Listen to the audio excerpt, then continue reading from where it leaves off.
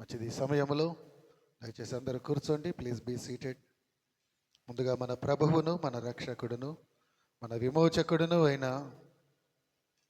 మన యేసునాథుడికి, ఆయన మనకిచ్చిన ఈ గొప్ప సమయమునకు, ఈ ధన్యతకు, ఈ భాగ్యమునకు కదా.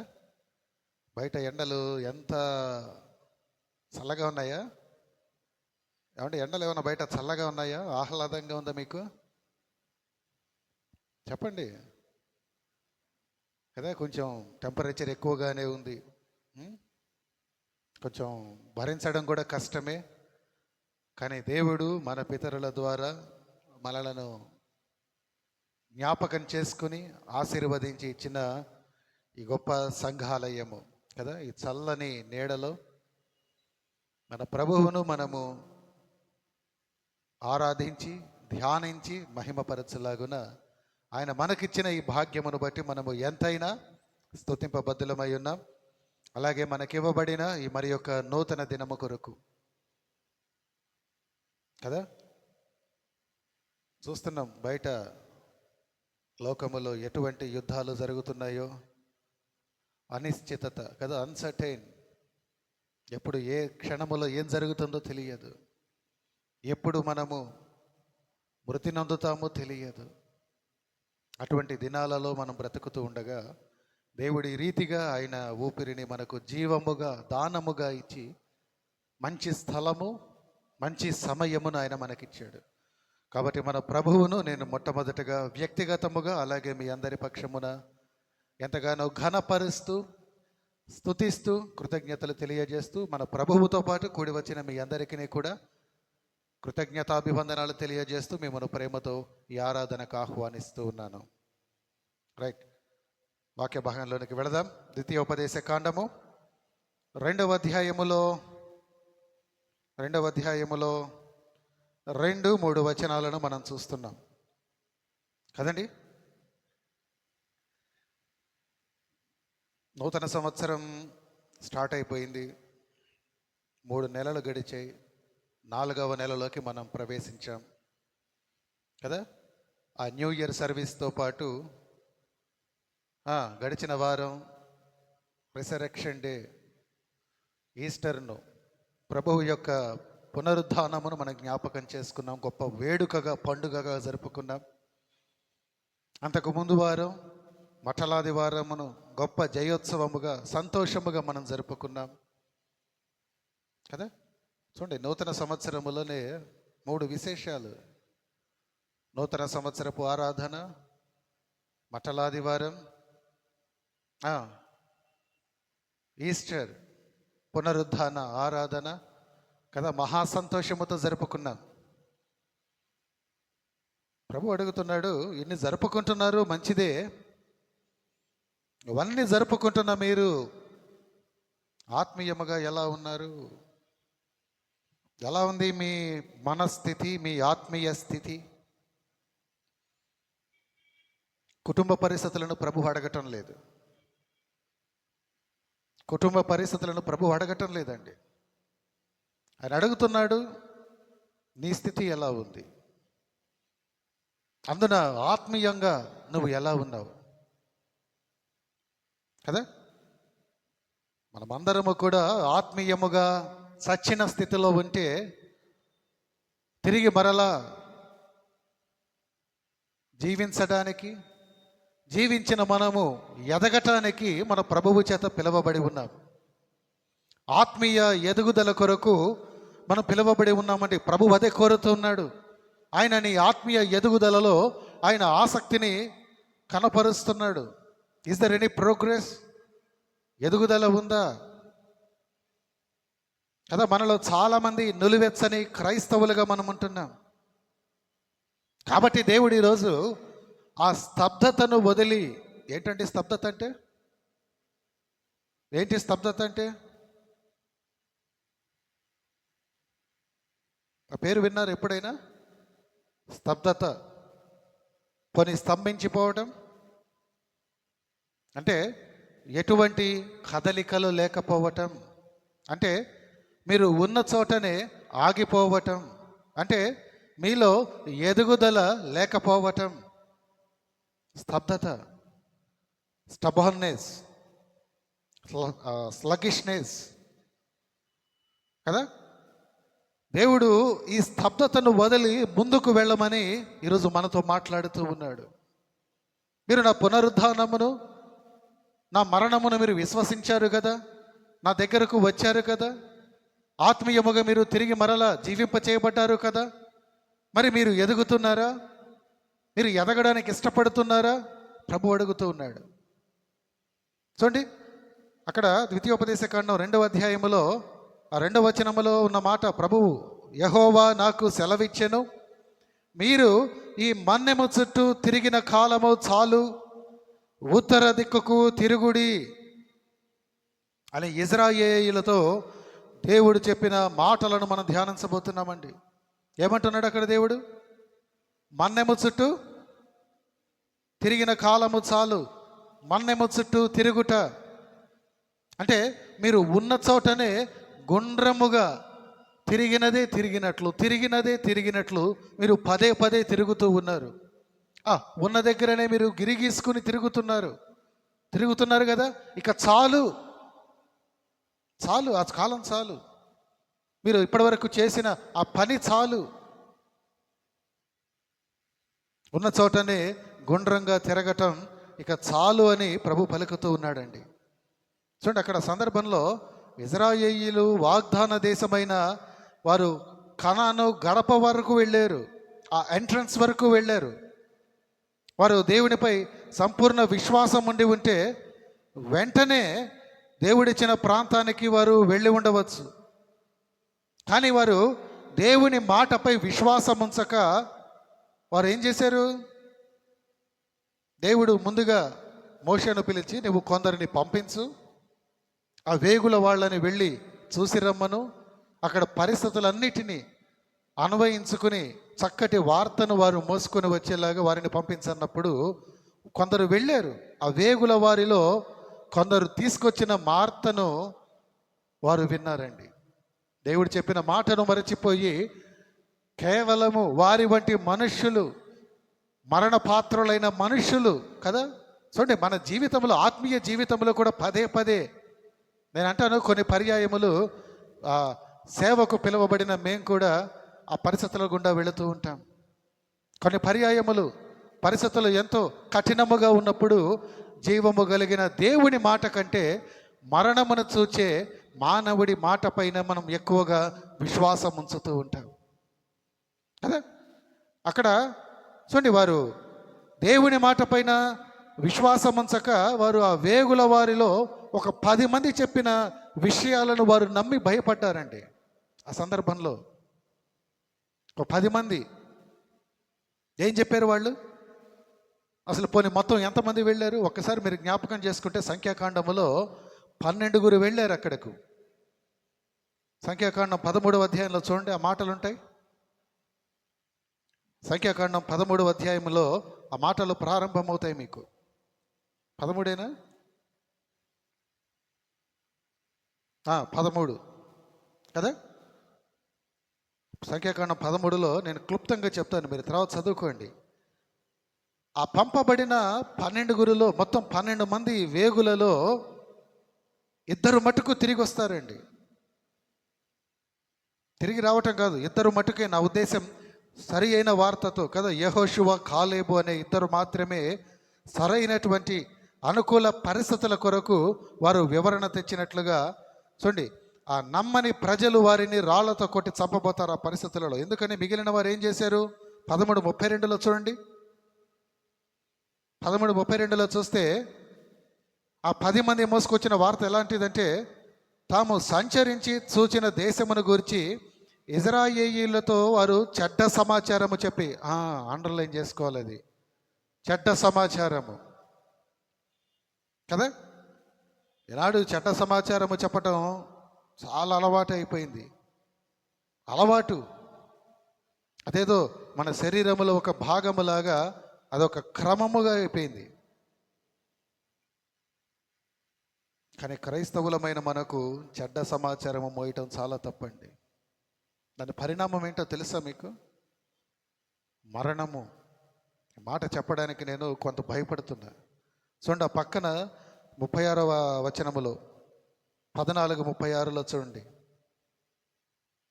10 మంది చెడ్డ సమాచారము చెప్పారు, అందుకు వారికి కలిగిన ఫలితం ఏంటంటే 14:36లో మీరు చదివితే బాగుంటుంది అన్నమాట.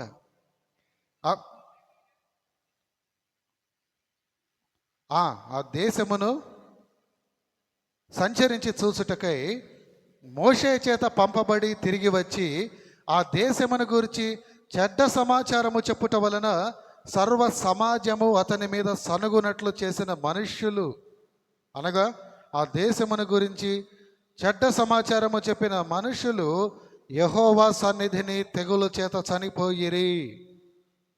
గుర్తుపెట్టుకోవాలి చాలా ప్రాముఖ్యంగా. ఈనాడు మనం సేవకులపైన చెడ్డ సమాచారాన్ని చాలా సునాయాసముగా మోస్తుంటాం. తోటి విశ్వాసులపైన చెడ్డ సమాచారమును చాలా సునాయాసముగా మనం మోస్తుంటాం. మన కుటుంబీకులపైన చెడు సమాచారమును చాలా సునాయాసముగా మోస్తుంటామండి.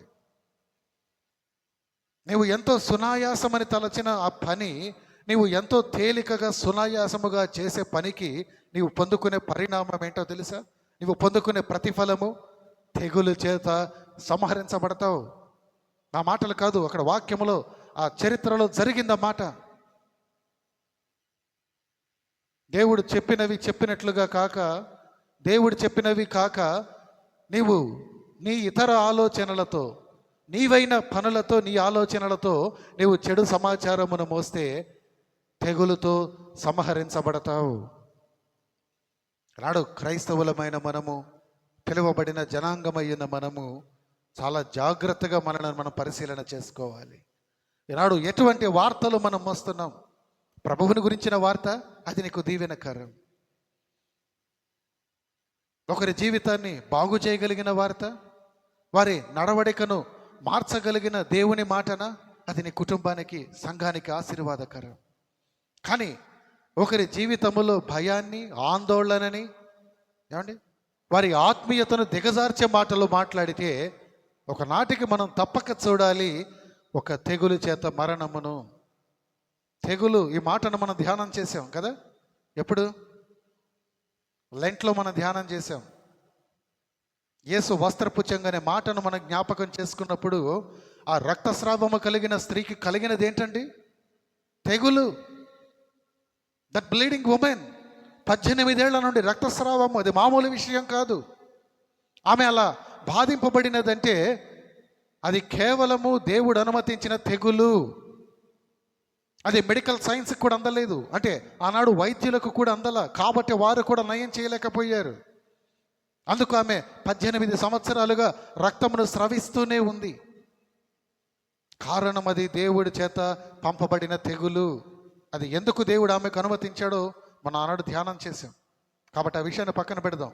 ఏది ఏమైనా దేవుడు ఆయన ఆజ్ఞను మీరి నడిచే వారిని, ఆయన బిడ్డల ఆత్మీయ ఎదుగుదలకు ఆటంకముగా చెడు వార్తలను మోసేవారిని అందరికీ వర్తిస్తాయండి ఆ మాటలు. నాట్ ఓన్లీ బిలీవర్స్, సేవకులమైన మాకు కూడా. కాబట్టి ఆ విషయాన్ని మనం ఈ సమయంలో తప్పక జ్ఞాపకం చేసుకోవాలి కదా. అక్కడ మీరు చూస్తే 10 మంది చెడు సమాచారమును మోసారు, కానీ 2 మాత్రం, యెహోషువ, కాలేబులు మాత్రం వారు బలవంతులే కావచ్చు, వారి దగ్గర మంచి ఆయుధాలు ఉండవచ్చు, మంచి యుద్ధ విద్యలు ఉండవచ్చు, అయినప్పటికీ నీవు మాతో ఉన్నావు కదా, మేము వారిని జయించగలం. చూడండి ఎంత గొప్ప విశ్వాసం. యెహోషువ, కాలేబులు మాత్రం ఆ మాట పలకగలిగారు. కాబట్టి వారిద్దరే బ్రతికే ఆఖరికి 12 కదా. ఒక అనుకూలమైన పరిస్థితుల యొక్క వివరణ వారు ఇచ్చారు దేవుని ప్రజలకు. ఎర్ర సముద్రమును పాయలు చేసి ఆరిన నేలలో వారిని ఆ ఐగుప్తు బానిసత్వము నుండి బయటకు తెచ్చిన సంగతిని అంతలోనే మరచిపోయి కదా, వాగ్దాన దేశము వారి కొరకే ఏర్పరచబడిందన్న సంగతి వారు నమ్మక, చూడండి వారు అక్కడే ఉన్నారు, ఉన్న దగ్గరే ఉన్నారు. అంటే వారి గమ్యము అదే ఏమో. ఇక మనము ఇక్కడ రిలాక్స్ అయిపోవచ్చు, ఇక్కడ మనము చక్కగా రెస్ట్ తీసుకోవచ్చు, ఇక్కడ మనము చక్కగా ఆ సమయాన్ని మనము టైం పాస్ చేయొచ్చు, ఎంజాయ్ చేయొచ్చు అనుకుంటున్నారేమో. నో, అది కాదు మీ డెస్టినీ. ఇక్కడకు రావటానికి కాదు మీరు విడిపించబడింది. మీరు ముందుకు వెళ్ళాలి, కనానుకు వెళ్ళాలి.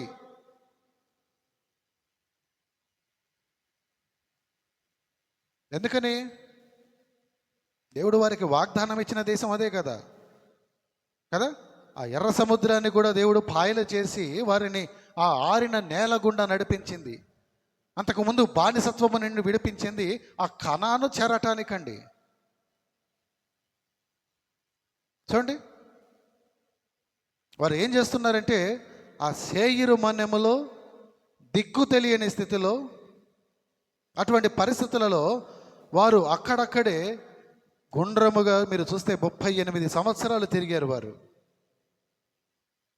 అందుకోదు రండి, ముందు అధ్యాయానికి రండి. ద్వితీయోపదేశకాండం 21:21 చూస్తే అక్కడ రాయబడి ఉన్న మాట, ఇదిగో నీ దేవుడైన యెహోవా ఈ దేశమును నీకు అప్పగించెను, నీ పితరుల దేవుడైన యెహోవా నీతో సెలవిచ్చినట్లు దాన్ని స్వాధీనపరచుకొనుము, భయపడకము అని చెప్పినప్పటికీ ఆ 10 మంది వేగులు అక్కడున్న ఆకాశమునంటే ఆ ప్రాకారాలను, ఇందాక నేను చెప్పినట్లు సంఖ్యాకాండంలో చూపించినట్లు, ఆ జనులను, ఆ బలిష్ఠులైన వారిని, ఆ ఎత్తరులను, ఎత్తుగా ఉన్న వారిని వారు ఎప్పుడైతే వివరించారో ఆ ప్రజలు భయపడిపోయారు.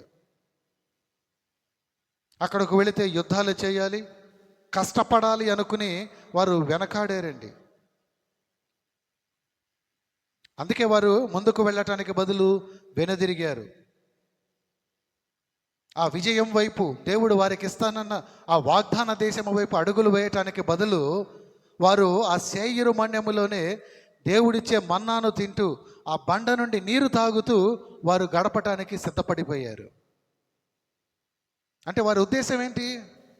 ఇక్కడ మనకు ఆహారం ఉంది, నీరుంది, దేవుడు ఇస్తున్నాడుగా, ప్రతిరోజు మన్నా ఇస్తున్నాడు, బండ నుండి ఆయన మధుర జలాలను నీరుగా వారికి ఇస్తున్నాడు, చాలు కదా మనకి.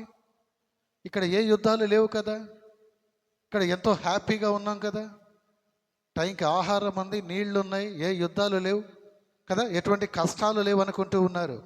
కానీ దేవుడి ఉద్దేశం ఏంటంటే, నీవు ఆ రీతిగా ఉన్న దగ్గరనే నీవు అనుకుని ఆగిపోతే నీ జీవితంలో ఎదుగుదల లేదు. రిలాక్స్ అయిపోతున్నామండి, స్పిరిచువల్గా రిలాక్స్ అయిపోతున్నాం, ఫిజికల్గా మనం రిలాక్స్ అయిపోతున్నాం. ఆ ఇజ్రాయేలు ప్రజలలాగా కూర్చుంటున్నారు. ఇది చాలు మనకి. మన పాస్టర్ గారి వాక్యం చెప్పారు, ఇది చాలు. ఈ మందిరంలో మనం 3 గంటలు గడిపాం, ఇది చాలు మనకి. దేవుడు మనకి ఎంతో కొంత ఆదాయం ఇస్తున్నాడు, ఈ వారం దినాలు పోషిస్తున్నాడు, ఇది చాలు మనకి.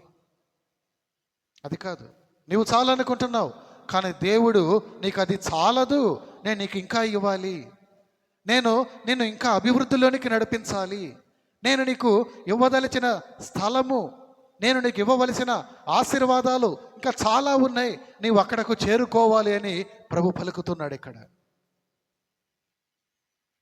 కదా. అక్కడే ఉంటే ఎదుగుదల ఉండదు వారికి, వారి జీవితంలో విజయం ఉండదు. వారు ఉన్న దగ్గరనే ఉంటూ, ఉన్న దగ్గరనే వారు పదే తిరుగుతూ, అక్కడే గుండ్రముగా తిరుగుతూ వారు నులివెచ్చని క్రైస్తవులు అయిపోతున్నారండి. అందుకని దేవుడు అంటున్నాడు, ఇక చాలు, ఉత్తర దిక్కుకు తిరిగి కానాను వైపు బయలుదేరి వెళ్ళండి అని ఆ మాటలో పలుకుతున్నాడు మూలవాక్యములు. ఏమండి, కనాను ఈనాడు ఈ క్రైస్తవులమైన మనకు, ఆధునిక ఇజ్రాయేలీయులమైన మనకు, పిలువబడిన జనాంగమైన మనకు అది దేనికి సాదృశ్యముగా ఉంది చెప్పండి? ఆనాడు వారి కనాను ఈనాడు మనకి దేనికి సాదృశ్యముగా ఉంది? దేవుడు మనకు వాగ్దానం చేసిన ఆ పరమపురికి సాదృశ్యముగా ఉంది, పరలోకానికి సాదృశ్యముగా ఉందండి. అది పరలోకానికి సూచనగా ఉంది.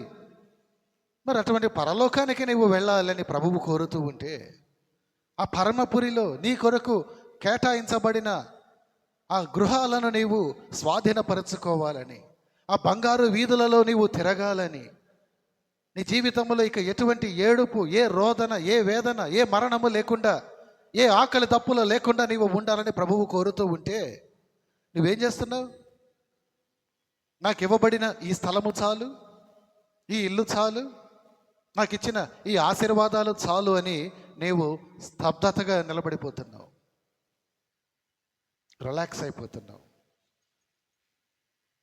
చూడండి, మనం కూడా ఇక్కడే ఆగి కొన్ని ప్రశ్నలు వేసుకుందాం. ఈనాడు రక్షింపబడినప్పటి నుంచి మనం ఎంత మట్టుకు ముందుకు వచ్చాం? ఉదాహరణకు 2009 ఏప్రిల్ 21న ప్రభువును సంఘములో, సమాజము ఎదుట నా రక్షకుడిగా నేను అంగీకరించాను. అది మొదలు ఈరోజు 2026 ఏప్రిల్లో ఉన్నాను. నా ఆత్మీయ ఎదుగుదలలో నేను ఎంత మేరకు ముందుకు వచ్చాను? ఎప్పుడైనా ప్రశ్నించుకున్నారా మీరు? ఏమంటే ప్రశ్న వేసుకుంటున్నారా? చెప్పాలి మీరు. ఒకవేళ నాకు చెప్పకపోయినా మీ ప్రభువుకు మీరు లెక్క ఒప్పజెప్పవలసిన వారై ఉన్నారు. మీరు రక్షణ పొంది ఎంతకాలమైంది? ఈ పొందిన కాలములో, ఈ గడిచిన కాలములో మీరు ఎంత మటుకు మీరు ముందుకు కొనసాగారు? ఎంత మటుకు మీరు ప్రార్థనలో ఎదిగారు? ఎంత మటుకు మీరు వాక్యమును చదవటములో, చదివిన వాక్యమును మీరు ధ్యానించటములో, ఆ వాక్యమును భుజించటములో మీరు ఎంత మటుకు ఎదిగారు?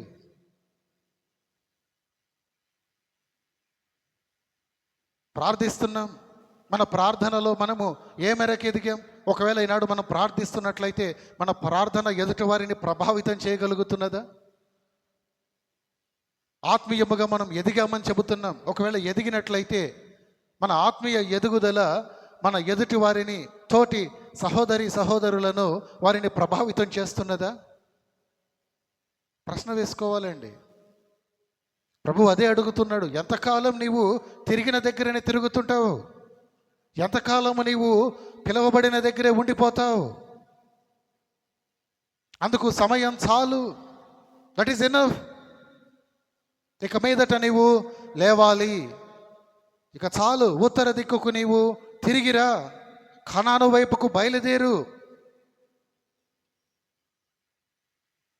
ఏమండి, ఎలా ఉంది మన ఆత్మీయ స్థితి? ఒక సంవత్సరం కిందట మనం ప్రభువును ఏ మేరకు ప్రేమించాం? ఈ సంవత్సరం, ఈ సమయంలో ప్రభువును మీరు ఎంత శాతం ప్రేమించారు? ఏమండి, ఆ గ్రోత్ ఉన్నదా? ఎప్పుడైనా ఆలోచన చేస్తున్నారా మీరు?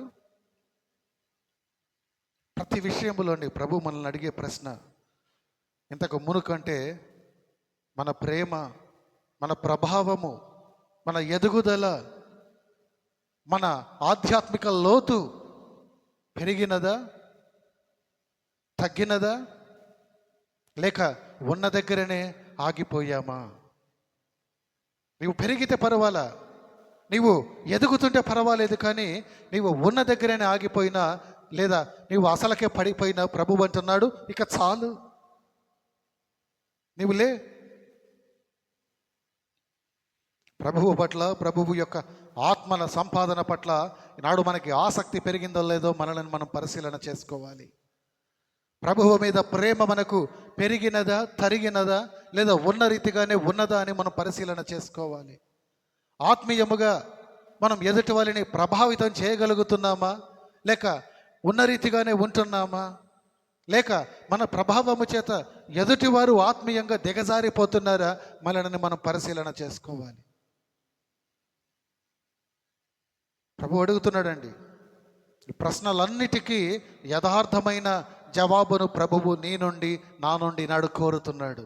మనమందరము కూడా ఆయనకు జవాబు చెప్పబద్ధులమై ఉన్నాం. ఎందుకంటే నీ కొనబడ్డావు.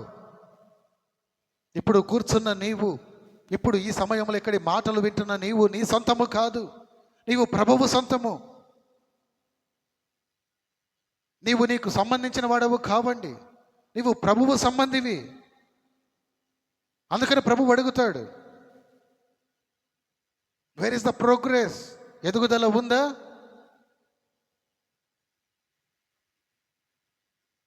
ఈరోజు దేవుడు మనతో మాట్లాడుతున్నాడు. ఇక చాలు, లేచి కనాను వైపుకి, ఉత్తర దిక్కుకు మీరు తిరగండి. ఏముందండి ఉత్తర దిక్కున?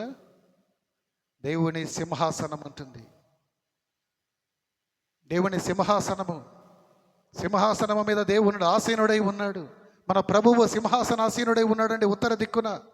నువ్వు ఇప్పటివరకు ఇక్కడ కూర్చున్నావు, స్తబ్దుగా ఉన్నావు, స్తంభించిపోయావు. ఇక చాలు, నీవు లేచి నా వైపు చూడు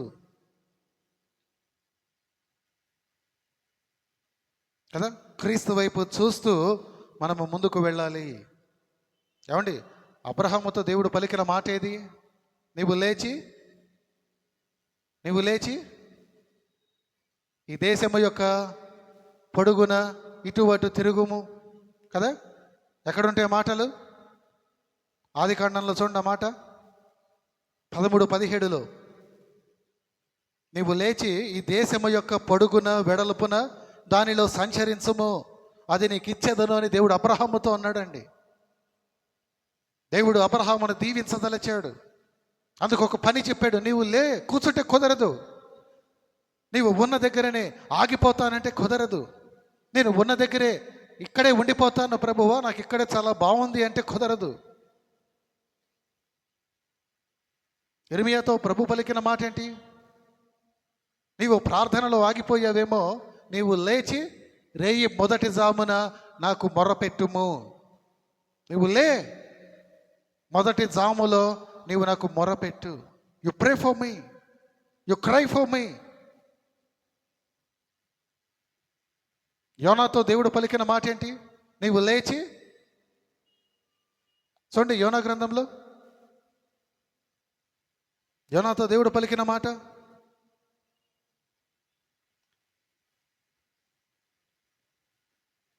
యోనా 1:2లో నీవు లేచి నినెవే మహాపట్టణమునకు పోయి దాని దుర్గతిని కదా, దానికి దుర్గతి కలుగునని ప్రకటింపుము. You go and preach the gospel, you go and preach my word. ఆ పట్టణానికి దుర్గతి రాబోతుంది, నీవు కూర్చుంటే కుదరదు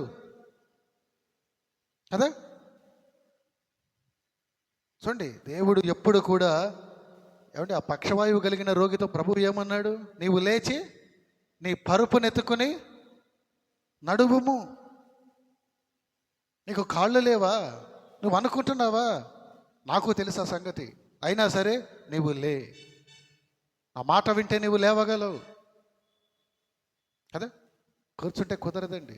ప్రభు అదే పలుకుతున్నాడు. కూర్చుండిపోయారు, చాలు. ఉన్న దగ్గరే మీరు ఆగిపోయారు, ఇక చాలు. ఆయా భక్తుల జీవితాలు అందరిలోనండి, అబ్రహాముతో, యోనాతో, ఇర్మియాతో, హెజ్కేల్తో కదా, పక్షవాయువు కలిగిన రోగితో ప్రభువు ప్రతి ఒక్కరిని కూడా లేవమనే పలుకుతున్నాడు. నాడు ప్రభువు మాట చొప్పున మనము లేస్తున్నామా లేదా? ఏమండి, లేదా మన్నెము చుట్టూ వారు తిరిగిన రీతిగా ఆ ఉన్న దగ్గరనే గుండ్రముగా పదే తిరుగుతూ ఉన్నామా? మనల్ని మనం పరిశీలన చేసుకోవాలి. ప్రభు అడిగినప్పుడు మనము జవాబు చెప్పవలసిన వారమై ఉండాలి కదా. చూడండి, మన ప్రభు వైపు చూస్తూ ముందుకు వెళ్ళాలి. అప్పుడే మన ఆత్మీయ ఎదుగుదల కనబడుతుంది. ప్రభు అందుకే అన్నాడు అక్కడ, మీరు ఉత్తర దిక్కుకు తిరగండి, నా వైపు తిరగండి. ఇప్పటిదాకా మీరు ఎటు తిరిగారు? మీ చుట్టూ మీరు తిరిగారేమో, చాలు. ఇక మీదట నా వైపు తిరగండి. నా వైపు తిరిగితే మీరు ముందుకు రాగలరు. నా వైపు తిరిగితే మీరు ముందుకు కదలగలరు. నా వైపు తిరిగితే మీకు ఎదుగుదల ఉంటుంది కదా. చిన్న బిడ్డలు ఏ రీతిగా అయితే ఆ పాలను అపేక్షిస్తారో, ఆ పాలతో వారు ఎలా పెరుగుతారో, ఆత్మీయ ఎదుగుదలలో మనము కూడా ఆ రీతిగా దేవుడి వాక్యం అనే పాలన భుజిస్తూ ఎదగాలని ప్రభువు కోరుతూ ఉన్నాడు. అందుకు పేతురు చూడండి, ఒకసారి పేతురు పత్రికలో చూస్తే 2వ పేతురు పత్రిక 3:18 ఇవ్వబడిన మాట. 2వ పేతురు పత్రిక 3వ అధ్యాయం 18వ వచనములో, మన ప్రభువును రక్షకుడును అయిన యేసుక్రీస్తు అనుగ్రహించు కృపయందును జ్ఞానమందును అభివృద్ధి పొందుడి. కదా. నూతన సంవత్సరం వచ్చేసి 3 నెలలు దాటిపోయింది, 4వ నెలలో ఉన్నాం. ఈలోపు 3 పండుగలు మనం జరుపుకున్నాం, ఇందాక నేను తెలిపినట్లు కదా. మరి ఆ నూతన సంవత్సరం ప్రారంభంలో కొన్ని తీర్మానాలు చేసుకుని ఉండవచ్చు, సంఘపక్షాన, లేక వ్యక్తిగతముగా, లేక మన కుటుంబ పక్షముగా. ఆ నిర్ణయాలకు ఈనాడు ప్రభు మనతో మలుకుతున్న మాట పునాది కావాలండి. మనమందరము కూడా అదే కోరుకోవాలి. మన ఆత్మీయ స్తబ్దత నుండి మనము విడుదల పొంది మనము ఎదగటం ఆరంభించాలి. ఈనాడు లోకములోని పరిణామాలు చూస్తుంటే ప్రభువు రాకడ ఇటో రేపో అన్నట్లుగా ఉంది కదా, నేడో రేపో అన్నట్లుగా. యుద్ధ వాతావరణము, ఒక 4 సంవత్సరాల కిందట తెగులు, కరోనా, ఎన్ని పర్యాయములు చూస్తున్నామండి మనం కదా. ఆయన రాకడ చాలా సమీపముగా ఉంది. త్వరపడి ఈనాడు మనం మంచి నిర్ణయాలు తీసుకోవాలి ప్రభువు కొరకు. పేతురు అనుభవంతో రాశాడండి ఆ మాటలు. ఎందుకని? పేతురు చూడండి, ఆయన జీవితంలో పడిపోయి తిరిగి పునరుద్ధరించబడిన వాడు, అవునా కదా. మనము కూడా పేతురు లాంటి వారమే, పెద్ద తేడా లేదు పేతురికి మనకి, ఏమండి. కానీ పేతురికి మనకి వచ్చిన వ్యత్యాసం ఎక్కడంటే, పడిపోయిన పేతురు తిరిగి పునరుద్ధరించబడ్డాడు. పడిపోయిన పేతురు రూపాంతరము చెందాడు. ప్రభువు ఎవరో తెలియదని బొంకిన పేతురు ఆ మాట పలికినందుకు తనలో తాను కుమిలిపోయాడండి, ఏడిచాడు. మార్కు సువార్తలో మాటలు ఇవ్వబడ్డాయి 14వ అధ్యాయంలో కదా. చూసారా మాటలు? మన ప్రభువును రోమా సైనికులు బంధించి ఆ ప్రధాన యాజకుని యొద్దకు తీసుకెళ్ళినప్పుడు, పేతురు ఆ ఇంటి ముంగిట కూర్చున్నప్పుడు, అక్కడ ప్రధాన యాజకుని పనికత్తెలలో ఒకటి వచ్చి, నీవు యేసుతో కూడా ఉండిన వాడవే అని అడిగినప్పుడు, ఆమె పదే అడిగినప్పుడు అతడు ఏం చేశాడంటే, ప్రభువు ముందుగానే చెప్పినట్లు ప్రభువును తాను ఎరగను అని ముమ్మారు బొంకాడండి. కానీ తర్వాత చూసారా 65, 66 అధ్యాయం 66 వచనాల్లో చాలా తర్వాత చూడండి, అక్కడ తలపోయొచ్చు ఏడ్చననే మాట ఉందా? అగుపడిందా మీకు ఆ మాట? ప్రభువు పైన సంపూర్ణ విశ్వాసము లేనందుకు ఆ విధముగా ఆయన భయపడి అబద్ధం చెప్పాడు. కానీ ప్రభువు పునరుద్ధానుడై అందరికీ కనబడిన తర్వాత ఆయన పూర్ణ విశ్వాసాన్ని పెంపొందించుకున్నాడు. ఎన్నో వచ్చినామంటే అది ఎంత అండి? 72 కదా. 14:72 14:72లో కదా. ప్రభువు పునరుద్ధానుడై అందరికీ కనబడిన తర్వాత పూర్ణ విశ్వాసాన్ని ఆయన పెంపొందించుకున్నాడు. నాడు పునరుద్ధానుడైన ప్రభువును నీవు ఆరాధించావు, ఎంతో ఘనముగా ఆరాధించావు. మరి ఒక వారము పునరుద్ధానుడైన ప్రభువు సన్నిధిలో నీవు ఉన్నావు. మరి ఆ ప్రభువు కొరకు నీవు ఎంత మటుకు పెంపొందించుకుంటున్నావు, ఎంత మటుకు నిన్ను నీవు వృద్ధి చేసుకుంటున్నావు, ఎంత మటుకు నిన్ను నీవు నీ ఆత్మీయ స్థితిలో ముందుకు కొనసాగింప చేసుకుంటున్నావు.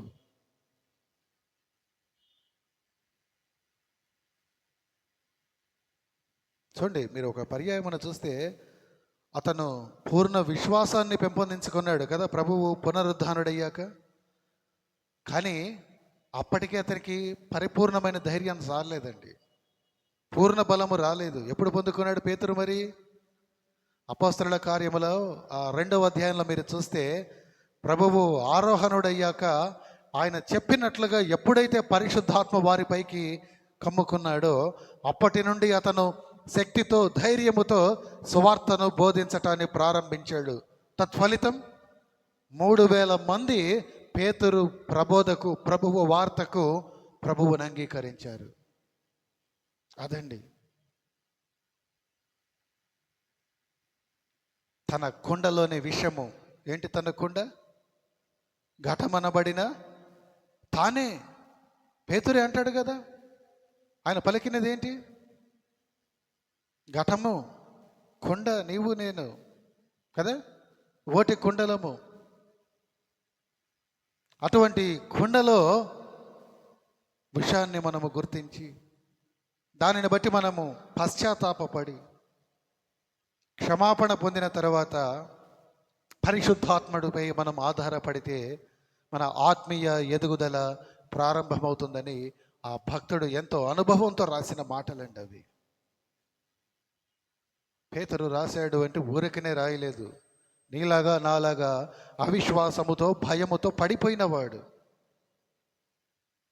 పునరుద్ధానుడైన ప్రభువుని చూచాక కొంత ధైర్యం తెచ్చుకున్నాడు.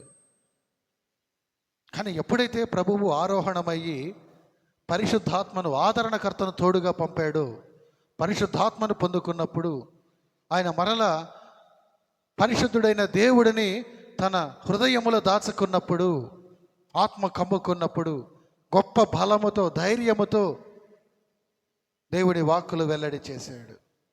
ఆత్మీయంగా ఎదిగాడు. సువార్త ఫలించింది. సంఘము కట్టాడు. ప్రభు పలికిన మాట నెరవేరింది పేతురు జీవితంలో.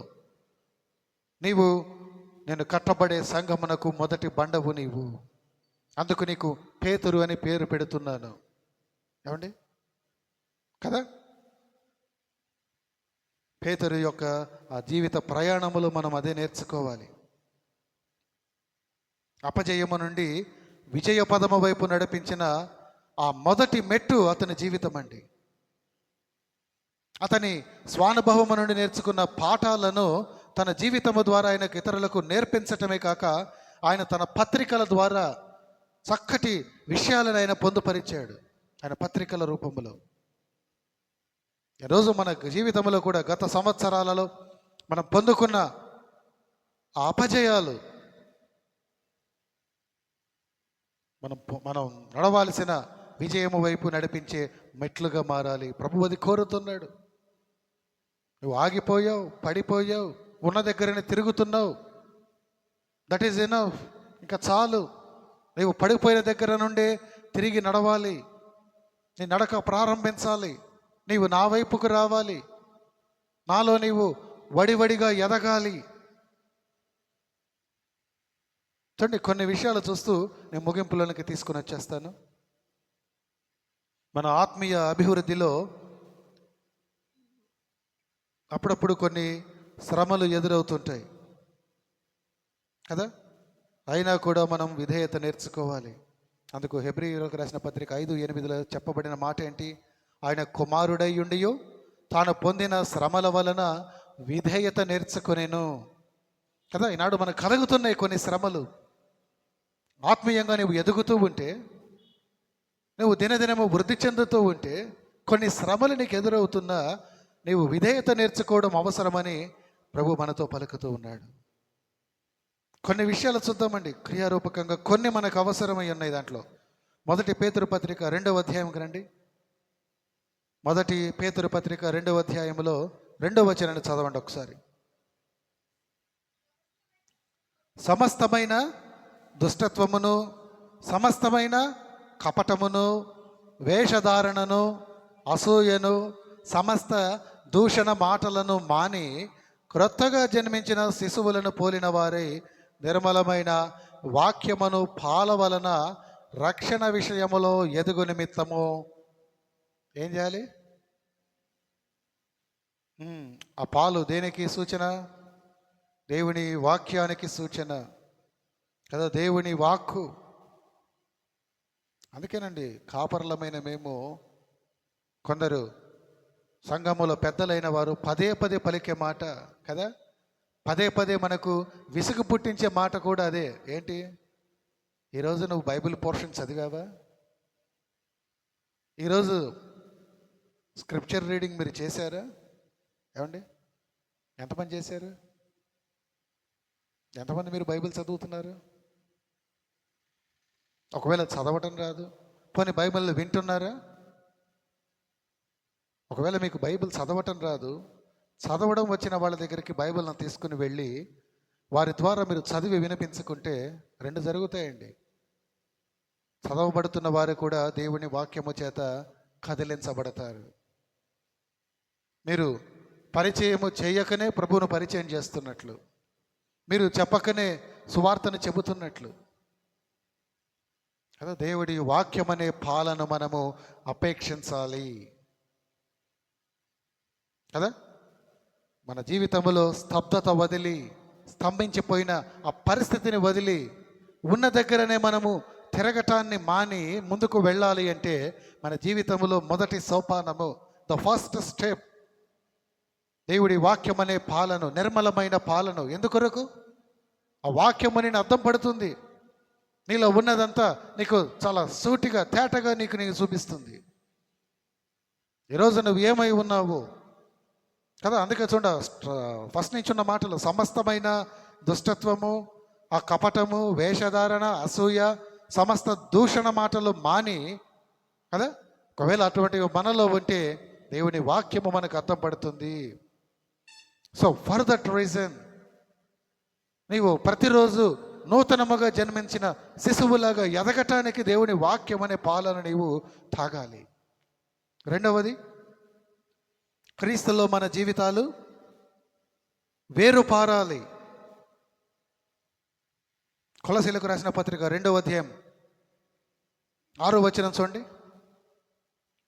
కావున మీరు ప్రభువు అయిన క్రీస్తు యేసును అంగీకరించిన విధముగా ఆయన యందు వేరు పారిన వారై ఇంటి వలె కట్టబడుచు, మీరు నేర్చుకునే ప్రకారముగా విశ్వాసమందు స్థిరపరచబడుచు, కృతజ్ఞతలు చెల్లించట యందు విస్తరించచ్చు, ఆయన యందు నడుచుకొనుడి అని భక్త పౌలు విశ్వాసులందరికీ చెబుతున్నాడండి. క్రీస్తు అనే బండ పైన మన జీవితాన్ని కట్టుకుని ఆయన నేర్పిన పాఠములలో మన జీవితాన్ని వేరుపార చేయాలి. ఈ మధ్య మా పరిచర్యలో ఒక ఆత్మీయురాలు పలికిన మాట, ఈ మధ్య ఆ మాట ఎక్కువగా వింటున్నా నేను. ఏమండి, మట్టిలో మన వేరు, సరే మన వేరు పక్కన పెడదాం, మట్టిలో చెట్టు వేరు పారటం కష్టమా తేలిక? చెప్పండి. మట్టిలో చెట్టుని మనం నాటాం, మట్టిలో మనం నాటాము, దినదినం ఆ చెట్టు పెరుగుతున్నప్పుడు ఆ వేరు చెట్టులోనికి, ఆ మట్టిలోనికి చచ్చుకొని పోవడం కష్టమా తేలిక? తేలికే కదా. అదే ఒక బండలోకి ఆ వేరు చచ్చుకొని పోవాలంటే ఎంత కష్టమైన పని. క్రీస్తు బండ అయితే నీవు ఒక విశ్వాసిగా ఆ బండలోనికి నీ వేరును నీవు పారించాలి.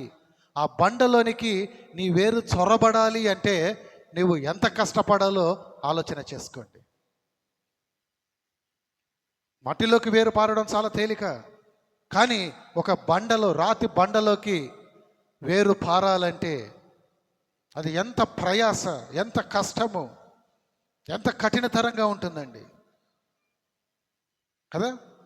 ప్రభువులో స్థిరపడటం అనేది కూడా అంతే కష్టం. కానీ ఒక్కసారి మీరు స్థిరపడితే ఆ బండలో వేరు పారబడిన మీరు, ఆ బండలో ఇరుక్కున్న మీరు ఇంకా కదల్చబడరు.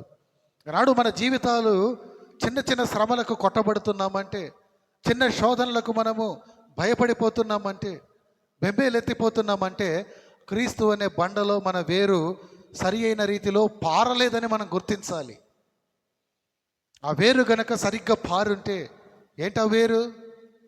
మీ ఆత్మీయత, ప్రభుపై మీరుంచిన విశ్వాసం, ప్రభువు వాక్యముతో నింపబడిన మీ హృదయం, అవి కలిసి మీ ఆత్మీయత.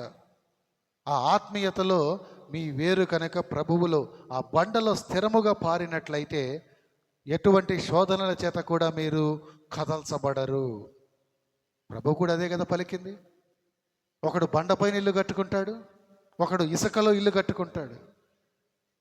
కానీ ఎవరి ఇల్లు దృఢముగా ఉంటుంది? ఎవరిల్లు అండి? ప్రభు ఉపమాన రీతిగా చెప్పిన మాట అది. బండపైన ఇల్లు కట్టుకునేవాడు, వాడి గృహం చాలా పదిలంగా ఉంటుంది, వాడి ఇల్లు. చూడండి, దేవుని వాక్య ధ్యానము పట్ల ఆసక్తి ఉండాలి. క్రీస్తులో మన జీవితాలు, మన ఆత్మీయత వేరు పారాలి. ఇంకోటి, అనదర్ స్టెప్, మన జీవితంలో ప్రతి అనుభవము మన ఆత్మీయ ఎదుగుదలలో తోడ్పడాలి. ఫిలిప్పీలకు రాసిన పత్రిక 4:13 పౌలు చెప్పినట్లు, మనలను బలపరచువాని యందే మనము సమస్తమును చేయగలము అనే నిశ్చయతతో ప్రభువు వైపు చూస్తూ మనము ముందుకు సాగాలి. అందుకు రండి, అదే ఫిలిప్పీ 1:6 చూడండి ఒక మాట. ఫిలిప్పీ 1:6 మీలో ఈ సత్క్రియను ఆరంభించిన వాడు యేసుక్రీస్తు దినము వరకు దానిని కొనసాగించునని రూఢిగా నమ్ముతున్నాను అంటున్నాడు ఆయన. ఉందా లేదా మాట?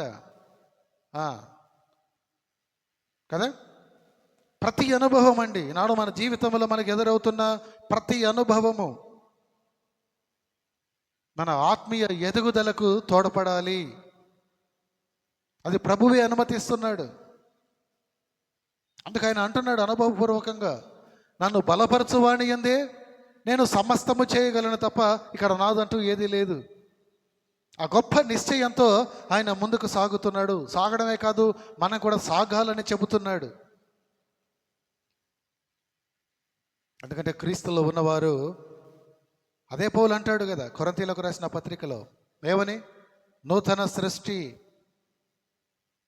కదా. నూతన సృష్టిగా నిన్ను మార్చిన దేవుడే నీలో ఆ నూతన కార్యాన్ని కూడా కొనసాగింప చేస్తాడు. You need not worry. శ్రమలు వచ్చాయా? నిలబడు. వేరుపారి నీవు ప్రభులో నిలబడు. నీలో కార్యసిద్ధి కలుగ చేసేవాడు ఆయనే. నీ కార్యమును కొనసాగించువాడు ఆయనే. అది నేను రూఢిగా నమ్ముతున్నానని ఫిలిప్పీ 1:6 అంటాడు ఆయన కదా. మీరు ఈ సత్క్రియను ఆరంభించిన వాడు, మీలో ఈ సత్క్రియను ఆరంభించిన వాడు యేసుక్రీస్తు దినము వరకు దానిని కొనసాగించునని రూఢిగా నమ్ముతున్నాను.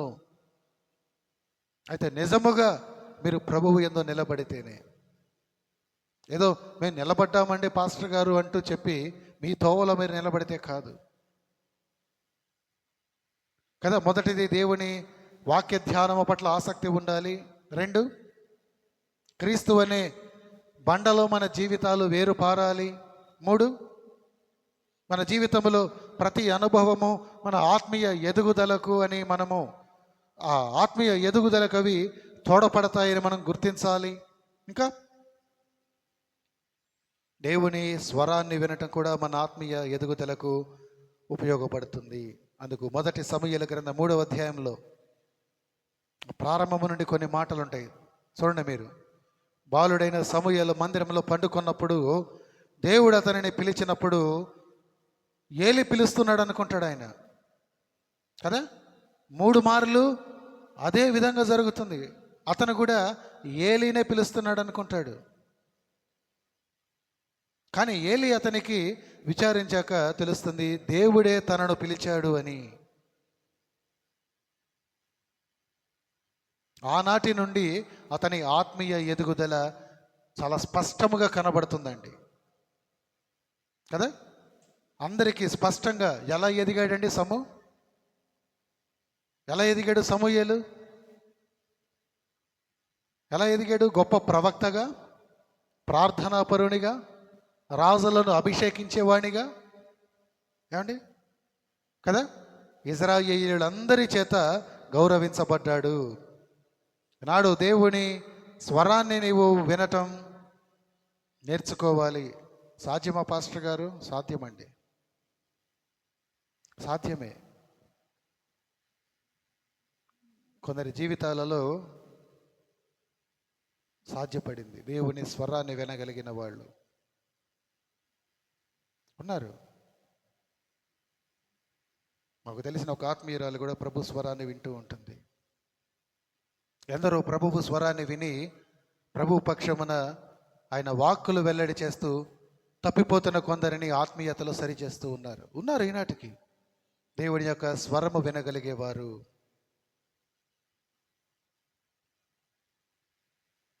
దేవుని యొక్క స్వరము వినటం అంటే, వింటే మన జీవితంలో కూడా ఆ సమూయేలు జీవితంలో జరిగినట్లుగా గొప్ప మార్పులు జరుగుతాయి కదా. మనలోని పాపము తొలగింపబడి ఆ నులివెచ్చని స్థితిని వీడి మనము ముందుకు కొనసాగగలమండి. దేవుడు నీకు ఇచ్చిన మాట అదే కదా. నీవు నిలబడిన చోట ఆ మన్నెమ్మ చుట్టూ తిరిగిన కాలము చాలు, ఇక ముందుకు కదలు. మనం ధ్యానం చేస్తున్నాం, అలా ముందుకు కదలాలి అంటే, నీవు ముందుకు కొనసాగాలి అంటే నీవు అవలంబించాల్సిన విధానం ఏది? What are those steps? ఏంటి ఆ సోపానాలు? మొదటిది, దేవుడి వాక్యము పట్ల నీకు ఆసక్తి, దేవుడి వాక్య ధ్యానము చేయాలి, వాక్యాన్ని చదవాలి, భక్షించాలి. 2, క్రీస్తువును బండలో నీ వేరు పారాలి. 3, మన జీవితంలో ప్రతి అనుభవము మన ఆత్మీయ ఎదుగుదలలో తోడ్పడాలి, అందుకు నీవు ప్రభు వైపు చూడాలి. 4, నీవు దేవుని స్వరాన్ని వినాలి. ఒకవేళ దేవుని స్వరము అంటే నా ఉద్దేశం సంఘాలయానికి వస్తున్నావు, పాదిరి గారు దేవుడి మాటలు చెబుతున్నారు, అది దేవుని స్వరము, నీవు దానిని వినాలి. ఇంకా చెప్పాలి, ఇంకేదైనా మీరు చెప్పగలరా? ఆ విషయాలు మన జీవితాలలో ఉండాలండి. ఆ విషయాలన్నీ కూడా నేను ఇందాక పలికిన 4 విషయాలు మనం ఆత్మీయముగా ఎంత మటుకు ఎదుగుతున్నాము, ఎంత మటుకు మనము ఆత్మీయ ఎదుగుదలలో ముందుకు వెళుతున్నామో మనల్ని మనం పరిశీలించుకునే ఒక కొలబద్ద మెజర్ స్కేల్ అని చెప్పచ్చు. ఈనాడు నీవు శ్రమలలో కొట్టుమిట్టాడిపోతుంటే, చిన్న చిన్న శ్రమలకు, పోనీ పెద్దవే అనుకుందాం, నీవు భయపడిపోతుంటే, వైదొలిగిపోతుంటే, ప్రభువు వాక్యము పట్ల నీకు ఆసక్తి లేకపోతుంటే, ప్రభువు స్వరాన్ని వినాలి, సంఘాలయానికి రావాలి, ఆయన మాటలు వినాలన్న ఆసక్తి నీలో లేకపోతుంటే, ప్రభు నీతో అంటున్నాడు, నీవు ఉన్న దగ్గరనే ఉంటున్నావు, నీవు లేచి కదలాలి.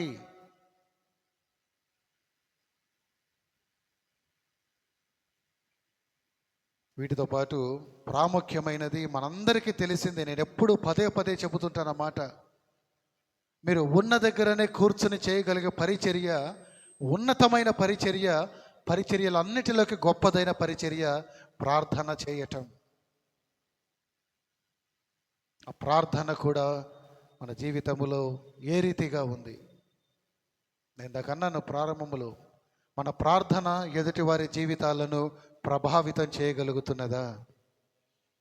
చేయగలుగుతుంటే నీవు ఆత్మీయముగా ముందుకు వెళుతున్నట్లే. క్రైస్తవుడంటే ఆగిపోయేవాడు కాదండి, ముందుకు సాగిపోయేవాడు. క్రైస్తవుడంటే ఆగిపోయేవాడు కాదు. నువ్వు ఆగిపోతే ప్రభువు, ఇందాక నేను అందుకే అన్నా, అబ్రహామును, యోనాను, ఆ పక్షవాయువు గల రోగిని, ఏమండి, ఇర్మియాను, ప్రభువు నీవు లేచి అనే మాటతో మొదటగా వారిని ఆయన పురికొల్పుతూ ఉంటాడు. You arise, awake, go head, నువ్వు లేచి ముందుకు వెళ్ళు. నువ్వు వెళ్ళాలి అంటే లేవాలి. నువ్వు ఉన్న దగ్గరే తిరుగుతూ ఉంటే నువ్వు లేవాలి. నువ్వు ఉన్న దగ్గరే కూర్చుండిపోతే నీవు లేవాలి. అలా నీవు లేచి ముందుకు వెళుతున్నావో లేదో, నీ స్థితి ఏముందో ఆ 4 లేదా 5 విషయాలు మనం ధ్యానం చేశాం కదా. దేవుని వాక్యము పట్ల మన ఆసక్తి, ఏమంటే క్రీస్తువును ఆ బండ పైన మన వేరు పారి ఉండటం, ఇంకా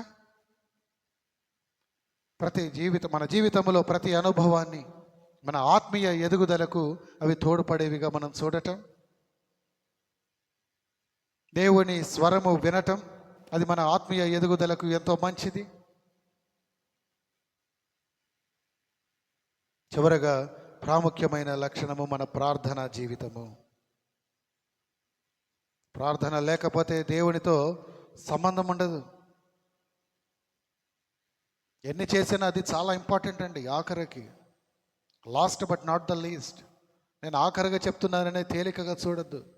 మీరు పై విషయాలన్నీ చేసిన ప్రభువుతో అనుదిన ప్రార్థన, అనునిత్యము ప్రార్థన మన జీవితాలకు చాలా విలువైనది.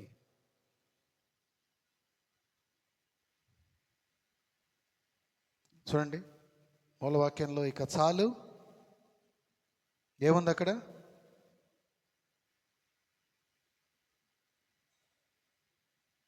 మీరు ఈ మన్నేమో చుట్టూ తిరిగిన కాలము చాలు కదా. ఉత్తర దిక్కుకు తిరుగుడి, అటుపక్క కనాను ఉంది, ఇక చాలు. ప్రభు అంటున్నాడు అక్కడ, దేవుడు అంటున్నాడు, యెహోవా దేవుడు అంటున్నాడు, ఇక చాలు, కానాను వైపు మీరు వెళ్ళండి. ఈనాడు ప్రభు మనతో మాట్లాడుతున్నాడు. ఆనాడు వారితోనే కాదు, మనతో అంటున్నాడు, స్తబ్దత మాని ఆత్మీయముగా ఎదగండి. స్తంభించిపోయారు, చాలు, ఇక ఎదగండి, ఎదగండి. మాటలు విన్న మీరు ఎంతమంది ఎదగడానికి ఇష్టపడుతున్నారు? ఒక మాట చెప్పండి. ప్రభు మాటలు విన్నారు కదా, ఎంతమంది ఇక్కడ కూర్చున్న మీలో, ఈ మాటలు విన్న మీలో, నేను ఎదగాలనుకుంటున్నాను పాస్టర్ గారు అనుకుంటున్నారు? వద్దండి, ఎవరికి ఎదుగుదల? ఇద్దరు, ఇంకా మిగతా వాళ్ళకి అక్కర్లా. మాకు ఆత్మీయ ఎదుగుదల అక్కర్లేదా? వద్దండి. మనకి దేవుడు కోరుకుంటున్నాడండి, మీరు ఆత్మీయంగా ఎదగాలి అని. ఆ విషయాలలో మనల్ని మనం పరిశీలన చేసుకుందాం. మీరు వద్దనుకుంటున్నా ఆయనలోకి వచ్చిన మీరు, ఆయనచే ఏర్పరచబడిన మీరు ఎదగాలని ప్రభువు కోరుకుంటున్నాడు. భూ సంబంధమైన విషయములే కాదు కానీ పర సంబంధమైన విషయాలలో కూడా మీరు ఎదగాలని ప్రభువు కోరుతూ ఉన్నాడు. అందుకు తగిన సిద్ధపాటు ఇందాక నేను చెప్పిన 5 అంశాల ద్వారా మన జీవితంలో ఉన్నాయో లేవో, ఆ రీతిగా మనం ఎదుగుతున్నామో లేదో మనల్ని మనం పరిశీలన చేసుకుంటూ, దేవుని వాక్యపు వెలుగులో మనల్ని మనం లోతుగా పరిశీలన చేసుకుంటూ ఇక్కడ నుండి మనం తిరిగి వెళదాం. ప్రార్థన చేద్దాం. దేవుడు మనకు ఆ స్తబ్దత వదిలి, స్తంభించిపోయిన మనము ముందుకు సాగులాగున, ఆయన మన ఎడల కనికరపడులాగున మనం ప్రార్థన చేద్దాం. ప్రార్థన చేద్దాం. పరిశుద్ధుడా, ప్రేమగల తండ్రి, జీవాధిపతి, మీ ఘన నామమును బట్టి, మీ ఔన్నత్యమును బట్టి, మీ బంగారు పాదములను బట్టి మీకే వందనాలు, స్తోత్రములు నాయన. అవును ప్రభు, అయా మేము ఆ మన్నెము చుట్టూ తిరిగిన మీ ప్రజ వలె, ఇజ్రాయేలీల వలె ఉన్న దగ్గరనే మేము తిరుగుతూ ఉన్నాం. ఉన్న చోటనే మేము పదే పదే తిరుగుతూ ఉన్నాము తప్ప మా జీవితంలోనైనా ఆత్మీయముగా మేము ముందుకు వెళ్ళటం లేదు. కొన్ని పర్యాయములు భౌతికంగాను మా జీవితంలో ఎటువంటి ఎదుగుదల లేదు. కానీ మీరైతే మమ్మను ఎంతో మిక్కిలిగా ప్రేమించి, అయా మీరు మమ్మను ప్రేమతో హెచ్చరించారు. మన్నెము చుట్టూ తిరిగిన కాలము చాలు, ఉత్తర దిక్కుకు మీరు కదలండి అంటున్నారు. అవును ప్రభు, ఉత్తరమున కనాను ఉంది. మీరు మా కొరకు ఉంచిన పరమ కనాను మాకు సిద్ధముగా ఉంది. ఆ పరమ కనానుని మేము చేరుకోవాలంటే, అయ్యా మా స్తబ్దత వదిలి ఆత్మీయముగా మేము ఎక్కడ ఆగిపోయాము, ఆత్మీయతలో మేము ఎక్కడ దిగజారిపోయాము, మేము ఎక్కడ బలహీనపడిపోయామో అది మొదలునైనా మేము తిరిగి లేవటానికి, కనాను వైపునైనా ఆ ఉత్తర దిక్కుకు మీ వైపుకునైనా మేము బయలుదేరటానికి మాకు సహాయమును దయచేయండి. ఆ రీతిగా నడవటానికి మా బలము ఎంత మాత్రము చాలదు, కానీ మీ వలనైనా మాకు కలిగిన బలము, పునరుద్ధానుడైన యేసు వలన మాకు కలిగిన బలముతో, మీ బలముతోనైనా మేము నడవటానికి మా ఎడల కనికరపడమని వేడుకుంటున్నాం. మీరు ఇచ్చిన ఆ 5 విషయాలను నైనా మేము మా హృదయములో పదిలపరచుకుని, మీ వాక్యమును అయ్యా మీ బండపైనైనా, మీరు బండ ఏ ఉండగా మీపై మా వేరును పారి, మా వేరునైనా లోతుగా మేము పారింపచేసి, మటుకునైనా మా జీవితంలో ప్రతి అనుభవము మా ఆత్మీయ ఎదుగుదలకు అది తోడ్పడేలాగున, మీ స్వరము మేము వినలాగున, మిమ్మల్ని ప్రార్థించలాగున, ప్రతి విషయములోనైనా మీరు మమ్మల్ని ముందుకు నడిపించి ఆ కనానుకునైనా మీరు చేర్చమని, భౌతికంగా, మానసికంగా, ఆధ్యాత్మికంగా ప్రతి ఆశీర్వాదమునైనా మేము పొందుకొనిలాగున మమ్మల్ని సిద్ధపరచమని ఈ కొద్ది మనవులు మీ ప్రియ కుమారుడైన నజరేయుడైన యేసు నామమున ప్రార్థించి అడిగి వేడుకొనుచున్నాము తండ్రి. ఆమేన్.